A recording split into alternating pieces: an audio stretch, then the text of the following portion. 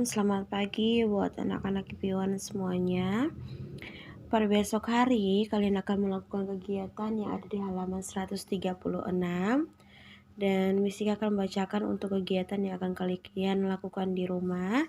Di sini, nyalakan lampu belajar saat hari sudah gelap. Bacalah sebuah buku yang kamu suka. Arahkan cahaya lampu ke buku. Kegiatan yang pertama. Setelah mengatur posisi duduk dan jarak mata dengan buku dengan benar, mulailah membaca satu halaman. Contohnya seperti gambar yang ada di samping ini. Jadi cahaya lampu mengarah ke buku. Kegiatan yang kedua. Berhentilah membaca. Minta bantuan orang tuamu mengarahkan cahaya lampu ke wajahmu. Kemudian baliklah halaman buku dengan cara yang benar.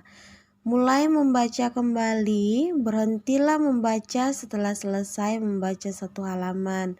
Gambarnya seperti gambar yang ada di sampingnya.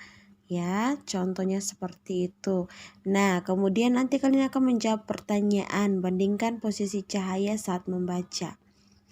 Posisi cahaya mana yang lebih nyaman? Apakah yang pertama atau yang kedua? Kemudian, apa yang kamu rasakan saat cahaya mengarah ke buku? Yang ketiga, apa yang kamu rasakan saat cahaya mengarah ke wajah? Nah, ceritakan pengalamanmu membaca dengan pencahayaan kepada orang tuamu. Mintalah orang tuamu menuliskan pendapat mereka mendengar ceritamu. Apresiasi orang tua. Komentar orang tua untuk kegiatan 1 ini akan diisi oleh orang tua. Kemudian kegiatan yang kedua itu komentar orang tua untuk kegiatan yang kedua silakan diisi juga. Terima kasih. Dan kita langsung lanjut ke materi yang selanjutnya. Nah, kita lanjut. Yang pernah Mistika jelaskan kemarin ke kalian itu tentang komik. Ya, komik itu adalah gambar berseri yang rangkaian gambar yang menceritakan suatu cerita ya. Gambar berseri yang menggambarkan sebuah cerita. Nah, IP1 di sini coba kalian lihat. Mila berada di perpustakaan. Mila ingin membaca. Di dalam perpustakaan, Dani bermain penggaris. Suasana menjadi gaduh. Gaduh itu berisik. Ya. Mila nasihati Dani dilarang berisik di perpustakaan. Seperti yang sudah Mistika jelaskan sebelumnya juga tentang aturan. Jadi kalau di dalam perpustakaan tidak boleh berisik ya. Kemudian Dani dengarkan nasihat Mila, suasana perpustakaan kembali tenang.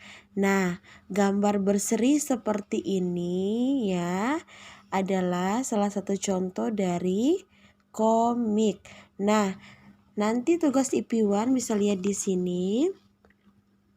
Di sini ada cerita dan juga ada gambar. Nah, nanti tugas IP1 untuk besok silakan mengerjakan tugas ini tetapi dengan melihat ceritanya ya. Tapi ceritanya itu dihubungkan dengan gambar yang ada ya. Jadi nanti lihat pernyataannya di sini, ceritanya di sini, kemudian nanti ditaruhnya di bagian bawah. Ya, belajar untuk menghubungkan gambar. Nah, bisa lihat di sini. Kemudian melengkapi huruf sesuai nama bacaan. Yang Mistika sudah pernah jelaskan kemarin tentang macam-macam jenis buku. Ada koran, kemudian ada komik, ada majalah, dan juga ada buku cerita. Nah, untuk hurufnya yang hilang, silakan IP1 isi dengan huruf yang benar. Nah, sekarang kita akan coba untuk mengurutkan benda. IP1 bisa lihat, perhatikan di sini. Ya, di sini ada gelas. Setelah gelas ada 2 sendok. Setelah 2 sendok ada gelas. Kemudian ada 2 sendok lagi. Nah, ini secara berurutan ya. Kemudian ada gelas lagi. Nah, sebenarnya setelah gelas harus ada 2 sendok. Tetapi di sini cuma ada sendok, berarti Jawabannya di samping di sini harus ada sendok. Nah, jadi di lingkari yang sendoknya ini adalah kita mengamati pola urutan dari suatu benda. Nah, untuk materi kita yang terakhir di minggu ini ya, karena setelah ini buku tematik 1B sudah selesai dan tema 1B juga sudah selesai. Jadi materi yang terakhir dari tema 1B adalah tentang suku kata. Nah, IP1, teks bacaan terdiri dari kata pendek dan panjang. Kata pendek terdiri dari satu atau dua suku kata. Kata panjang terdiri dari 3 suku kata atau lebih. Nah, apa sih suku kata? Suku kata adalah bagian kata yang diucapkan satu hembusan napas. Nah, praktikan contoh berikut. Nah, misalnya di sini ada kata tupi ya, ada kata tupi. Nah, di sini kata tupi ini biasanya dibacanya tupi ya. Jadi tu adalah satu suku kata, kemudian pi adalah satu suku kata lagi. Jadi jika digabungkan tupi maka akan menjadi dua suku kata. Nah, karena tupi ini hanya dua suku kata, maka dia termasuk kata pendek ya, kata pendek bukan kata panjang.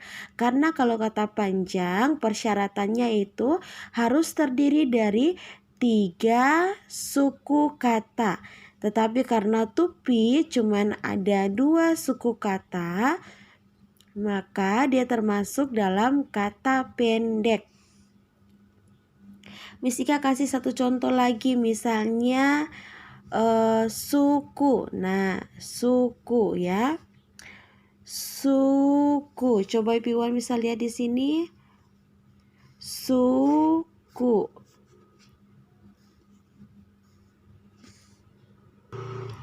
Nah, suku ini terdiri atas dua suku kata. Kenapa? Karena ketika kita membaca, kita bukan membacanya s, u, ke, huruf u. Nah, bukan begitu. Kita bacanya itu dalam satu hembusan napas. Biasanya kita kalau membaca suku itu kita membacanya seperti apa? Suku. Nah, maka suku ini menjadi dua suku kata, tetapi dia suku kata yang pendek. Kenapa? Karena suku ini hanya terdiri dari dua suku kata. Nah, sekarang Miss Ika kasih contoh yang suku kata panjang. Miss Ika kasih contoh untuk suku kata yang panjang. Misalnya di sini ada kata membaca. Nah, kata membaca ini terdiri dari 3 suku kata, yaitu membaca ya. Kita bukan bacanya me-nya sendiri baru m, tidak ya. Ini satu, membaca. Jadi membaca itu terdiri dari 3 suku kata. Maka membaca ini termasuk dalam kata panjang. Oke Piwan, demikianlah untuk materi kita di hari ini. Dan materi ini adalah materi terakhir dalam buku tematik 1B, dan setelah ini kita sudah selesai materinya. Dan untuk hari-hari selanjutnya Miss Ika akan memberikan tugas-tugas kepada Piwan untuk mereview kembali materi-materi yang telah kita pelajari. Terima kasih dan tetap jaga kesehatan. Tuhan Yesus memberkati.